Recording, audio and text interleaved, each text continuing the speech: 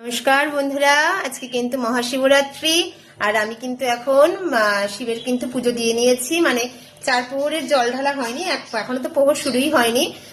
5টার পর লাগবে, 6টাতে পুজো দেব।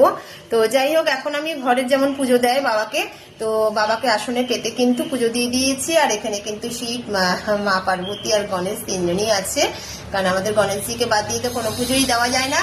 তো বাবা আমার সঙ্গে দেখো বসে আছে গণেশজি। আর এখানে কিন্তু আমি বাবাকে কিন্তু ভালো করে একদম চন্দন ফন্দন দিয়ে সাজিয়ে, বেলপাতা দিয়ে সাজিয়ে সমস্ত কিন্তু পুজো দিয়ে এখানে ধূপ ধুনো জ্বালিয়ে দিয়েছি। আর তার সাথে কিন্তু আমার সমস্ত ঠাকুরের পুজোও কিন্তু হয়ে গেছে। তো পুজো দেওয়া হয়ে গেছে। আর জল যখন প্রহর আর কি শুরু হবে, এখনো শুরু হয়নি, আজকের প্রহর তো মানে দেরি করেই শুরু হচ্ছে।